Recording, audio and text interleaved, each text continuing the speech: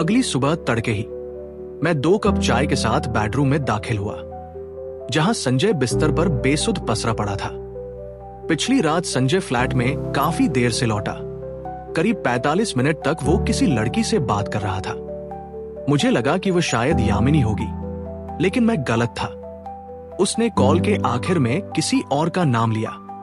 यामिनी ही नहीं, बल्कि संजय में भी वफादारी ना के बराबर थी, या शायद उनका रिश्ता मरने वाला था। अगर प्यार होता तो वो दोनों अलग अलग घरों में क्यों रहते? पिछली रात मैं काफी देर तक इस इंतजार में था कि उसे अपने लौटने के बारे में बता सकूं, लेकिन मौका मिलने से पहले ही मेरी आंख लग गई। उस सुबह भी मैं उसे जगाता नहीं, लेकिन जाने से पहले उसे बताना भी जरूरी था। चाय की प्यालियों की खनक से उसकी आंख खुल गई। Sanjay, good morning. मैं तैयार हालत में उसके सामने था। गुड मॉर्निंग अंश, कहीं जा रहे हो? वो सिर खुजाते हुए उठ बैठा। हाँ, वापस घर, कुछ काम है यहां। मैंने चाय का एक कप उसकी ओर बढ़ाया। नहीं, अभी कोई ऐसा जरूरी काम तो नहीं है। वैसे ही चलो कभी और सही। वैसे 1-2 मैगजीन में मेरी बात चल रही है, उनको तुम्हारी तस्वीरें भेज दूंगा।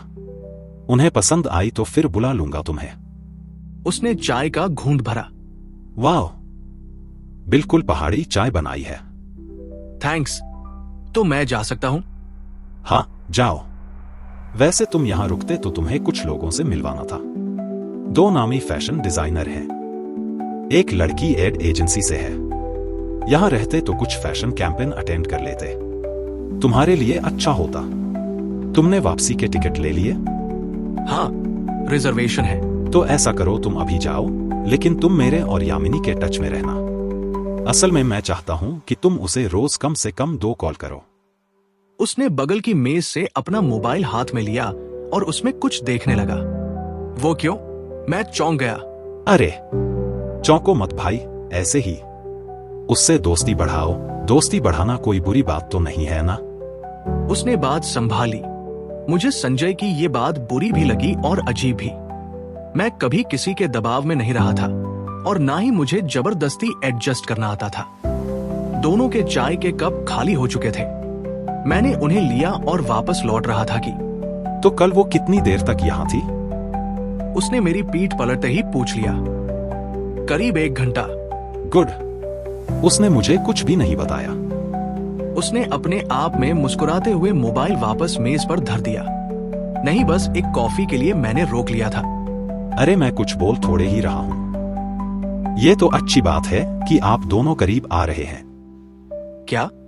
मैं चौंक कर पलटा। संजय, आपको वाकई गलत फहमी हो रही है। ऐसा कुछ नहीं है। मैं अपना पक्ष देने लगा। इजी, मैं क्यों तुम्हें गलत समझूंगा? वो फिर हंसने लगा, कुछ पल मेरी तरफ हंसते हुए देखकर। जो कुछ सुना था तुम्हारे बारे में वह सब वाकई सही है। अब मुझे थोड़ा परेशान तो होना ही था। क्या सुना है आपने मेरे बारे में? वह मेरे सवाल पर मुस्कुराया। जैसे कि तुम लव गेम्स के लिए पर मशहूर हो, अच्छे घर से हो, लेकिन पिताजी के देहांत के बाद काफी दिक्कतें झेली हैं। स्कूल की लड़कियां पागल थीं तुम्हारे पीछे। और ये सब आपको कहां से पता चला? विनय ने बताया था। उसका कोई दूर का भाई है, तुम्हारा दोस्त। समीर? मैंने एक नाम लिया। पता नहीं, मैंने उसका नाम नहीं पूछा। उसने कंधे उचकाए और पास से सिगरेट लेकर मुंह में लगा ली। देख अंश, इससे कोई फर्क नहीं पड़ता कि तुम कौन हो और कहां से आए हो। फर्क सिर्फ इस बात से पड़ता है कि तुम क्या बनना चाहते हो और कहां तक जाना चाहते हो। बिस्तर छोड़कर वो बालकनी की तरफ बढ़ गया। चाहे तुम्हारी पर्सनल लाइफ हो या प्रोफेशनल, लेकिन हर किसी को सफलता की इस चिकनी दीवार पर चढ़ने के लिए एक रस्सी तो चाहिए ही होती है। उसने बात खत्म करके मेरी तरफ देखा। समझे? नहीं, जरा खुलकर कहेंगे तो समझ सकूंगा। मैं ये मुहावरों और पहेलियों में जरा कमजोर हूं। साफ लफ्जों में देखो, बाहर इस फील्ड में हजारों लाखों न्यूकमर्स हैं जो कुछ बनने के लिए जूझ रहे हैं, और अगर तुम उनसे आगे निकलना चाहते हो तो तुम्हें किसी कामयाब इंसान की मदद तो लेनी ही होगी। यामिनी फिदा है तुम पर। यामिनी फिदा है तुम पर। सुनकर ऐसा लगा मानो पल भर में मीलों की ऊंचाई पर पहुंच गया हूं। वो तो ख्वाबों में आने वाली अप्सरा जैसी थी मेरे लिए, और वो फिदा है मुझ पर। यकीन ही नहीं हुआ बहुत देर तक। लेकिन ये सब कहते हुए संजय की आवाज में थोड़ा अफसोस तो होना चाहिए था, जो कि नहीं सुनाई दिया। उल्टे उसके अंदाज में एक घिनौनी सी लालच झलक रही थी, एक गिरी हुई सोच, अफसोस कि यामिनी जैसी लड़की इस आदमी के साथ रिश्ते में थी। ये सब बकवास है। मेरी सांसों में कोई सनसनाहट दौड़ गई। मुझे ये बकवास पूरी तो कर लेने दो। यामिनी जो कुछ कर सकती थी तुम्हारे लिए वह कर चुकी। उसने तुम्हें यहां तक पहुंचा दिया। अब यहां से आगे तुम्हें बस मैं ही ले जा सकता हूं, लेकिन उसके लिए तुम्हें भी मेरे लिए कुछ करना होगा। उसका हर अगला लफ्ज मेरे लिए अकल्पनीय था। मेरे माथे पर लकीरें बढ़ती जा रही थी। तुम्हें बस यामिनी का ध्यान अपनी तरफ खींचना है। मैंने कभी उससे शादी करने का वादा किया था, लेकिन अब मैं वह वादा पूरा नहीं कर सकता। मेरा जवाब ना है। मैं बिना उसकी बात सुने उठ गया। तुम मुझे वाकई गलत समझे हो संजय। मैं फ्लर्टर नहीं हूं। कौन कह रहा है कि तुम हो? तुम उसे खुद भी इनकार कर सकते हो। ठीक वैसे ही जैसे तुमने मुझे इनकार किया। वो फिर हंसा, सिगरेट बालकनी से बाहर फेंकते हुए। अंश, ये दुनिया उतनी सरल नहीं है जितने तुम। हजार सच ऐसे हैं जिन्हें तुम जुबान पर नहीं ला सकते। अगर तुम मेरे लिए ये नहीं करना चाहते तो कोई बात नहीं, कोई जबरदस्ती नहीं है तुम्हारे साथ। लेकिन हाँ, इस सीधेपन के साथ तुम ज्यादा दूर तक चल नहीं सकोगे। आगे तुम्हारी मर्जी। वह अलमारी से एक तौलिया लेकर हमाम में घुस गया और मैं बाहर आ गया। मैंने संजय की बातों को वही उसी कमरे में छोड़ दिया। यामिनी मुझे पहले ही दिन से अच्छी लगी थी। उसे मैं अच्छा लगता हूं ये जानकर मुझे भी खुशी हुई, लेकिन मैं वो करने के मूड में बिल्कुल नहीं था जो संजय चाहता था। मुंबई जैसी जगह में निर्वाह करना मेरे लिए पहले ही मुश्किल था, और संजय मेरी मुश्किलों को बढ़ा रहा था। अपने शहर लौटना और खुद को मुद्दत बाद आईने में देखना लगभग एक सा होता है। किसी अनजान शहर की सड़कों का चेहरा अपने शहर की सड़कों से मिलाकर थक चुका मेरा मन शिमला की जमीन की खुशबू से ही खिल सका। 3 दिनों तक उमस और भागदौड़ के बाद मैं दोबारा शिमला की खुली और खामोश हवा में लौट रहा था। मैं शिमला के रास्ते पर था कि मौसम बदल गया। अचानक हुई बारिश ने इसे आश्चर्यजनक तौर पर ठंडा बना दिया था। लेकिन एक ही आश्चर्य नहीं था जो मेरे इंतजार में था। रात 12 बजे ऑटो ने मुझे घर छोड़ा। जैसे ही मैं मां से मिला, उसने भी एक और चौंका देने वाली बात बताई। चाय के बाद मां मुझे पीछे गैराज में ले गई, जहां एक चमचमाती बाइक खड़ी थी। फेजर, मैं उसकी तरफ लपक गया, उस पर हाथ फेरते हुए। ये आपने खरीदी है? नहीं, तेरा कोई दोस्त दे गया था, कोई संजय। संजय ने? मैं बाइक छोड़कर तुरंत उनके पास गया। यहाँ कैसे? वो यहाँ आया था। नहीं, उसका कोई दोस्त था जो घर आकर दे गया। मैं घर पर नहीं थी तो गति को चाबी और कागज पकड़ाकर चला गया। उन्होंने गैराज बंद किया। ये संजय है कौन? ये मालिक है उस एजेंसी का जिसके साथ मैं काम कर रहा हूँ।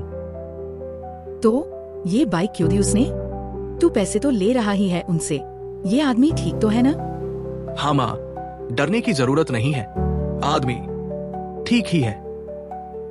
अपने कमरे में जाते ही मैंने सबसे पहले संजय से इस बारे में बात की, ताकि वजह पता चल सके उसकी इस मेहरबानी की।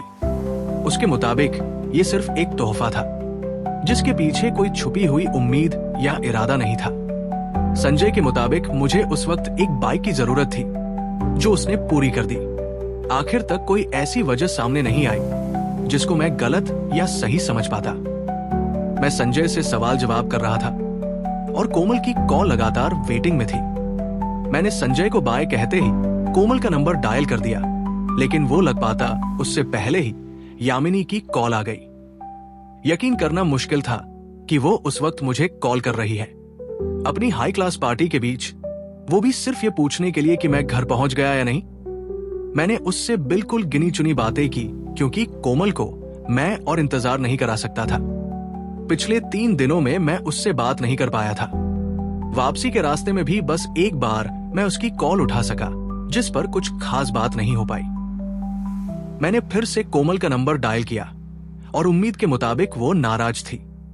वो पहली बार मुझसे नाराज थी। मेरे पास उस वक्त बोलने के लिए बस एक ही लफ्ज था, सॉरी। तुम किससे बात कर रहे थे इतनी रात को? एक दोस्त था। क्यों? तुम जब से वहाँ गए हो तब से ठीक से बात नहीं करते। कितने फोन किए तुमको? 10 में से 2 फोन उठाते थे। समय ही कहाँ मिलता था वहाँ। मैं उसकी शिकायतों पर हंसते हुए बिस्तर पर बैठ गया। तो और बताओ कैसा चल रहा है सब? ठीक है, कल आ रहे हो कॉल सेंटर? हाँ, इस बीच कोई परेशानी तो नहीं हुई टीएल के साथ? नहीं। ओके, और रिजल्ट भी नहीं आया अब तक? नहीं। अंश, तुमने यही सब पूछने के लिए फोन किया था क्या? वो फिर नाराज हो गई। अरे तुमको हुआ क्या? इतनी नाराज क्यों हो रही हो? मैंने क्या किया? गलती से मेरे लहजे में वो फीकापन आ गया जो अक्सर आ जाता है एक जबरदस्ती के रिश्ते में। सॉरी, मैं भूल गई थी कि मुझे तुम पर नाराज होने का कोई हक नहीं है। वो खामोश हो गई। मैंने पेशानी चूम ली। 3 दिन बाद हम बात कर रहे थे और वो भी इस तरह। ऐसा नहीं है कोमल, तुम मुझ पर नाराज हो सकती हो, लेकिन कोई वजह तो हो तुम्हारे पास। है मेरे पास वजह। तुम नहीं जानते कि मुझे कितनी चिंता हो रही थी तुम्हारी। आखिरी बार फोन पर तुमने मुझसे बस ये कहा कि यहाँ तुम पहुँचने वाले हो और तुम्हें ठंड लग रही है। तुम्हारे पास कोई गर्म कपड़ा नहीं था। उसके बाद मैं तुमको फोन करती रह गई और तुमने उठाया नहीं, और फिर कभी नंबर बिजी था। पता है मैं। खैर, सो जाओ। प्यार मैंने किया है और ये तुम्हारी दिक्कत नहीं है। Good night. उसके बाद कोमल का फोन ऑफ हो गया। रात के 1 बज चुके थे। मैं खुद इतना थका हुआ था कि ज्यादा कोशिश नहीं की बात करने की। अगली रात कॉल सेंटर पहुंचने पर मुझे मनोज से पता चला कि पिछली रात कोमल क्यों मुझ पर इतनी नाराज थी।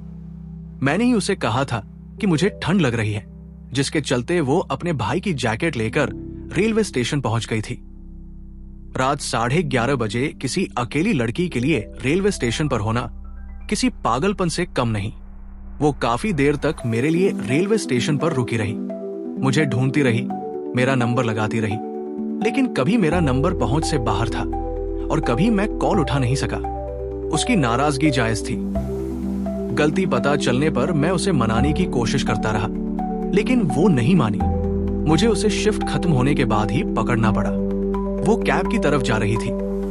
हे आई एम सॉरी कोमल, मैंने उसके सामने खड़े होकर दोनों कान पकड़ लिए। वो कद में मुझसे काफी छोटी थी और मेरे चेहरे पर देखने के लिए उसकी उठी पलकें उसकी आंखों को और बड़ा कर देती थी।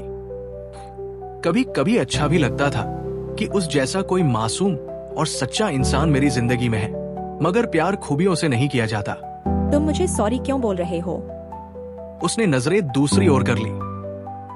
क्योंकि तुम मुझसे बात नहीं कर रही हो। देखो, अगर मुझे पता होता कि तुम वहां हो तो मैं जरूर मिलता तुमसे। वह मेरी गलती थी।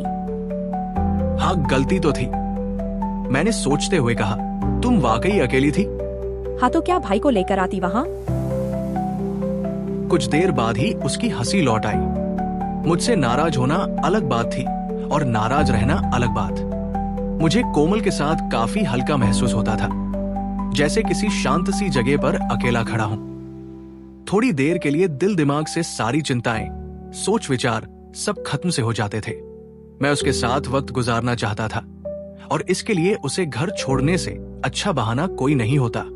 उसे खुशी थी कि उस रात मैं उसे अपनी बाइक से घर छोड़ रहा हूं। हम निकल ही रहे थे कि प्रीति की कॉल आ गई, जिसे देखते ही उसने सवाल कर लिया। अंश, ये सुबह के 4 बजे कौन याद कर रहा है तुमको? प्रीति है, मेरे साथ स्कूल में थी, क्लासमेट। मैंने बाइक स्टार्ट की। अब तक बात करती है और इस समय क्यों कॉल कर रही है? पता नहीं, अब तक मेरी कोई बात नहीं हुई है उससे। तो कॉल उठा लो, काट क्यों रहे हो? मुझे तुमसे बात करनी है कोमल। वो पागल है, उसे जाने दो, तुम बात करो कुछ। मैंने बाइक बढ़ा दी। तो पार्टी कब दे रहे हो? उसने भी बात बदल दी। कल फ्री हो तुम? अगली दोपहर 2 बजे। मैं जल्दबाजी में तैयार हो रहा था और मेरा मोबाइल जो बिस्तर पर कहीं पड़ा होगा, लगातार बज रहा था। मनोज, कोमल, प्रीति तीनों एक एक कर मेरा फोन बजा रहे थे, लेकिन इन सब में प्रीति तो अपनी हद पर थी।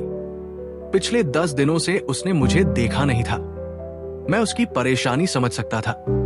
गलती उसकी नहीं थी, मुझे देखने की बीमारी थी। उसे टाले बिना निकलना नामुमकिन था।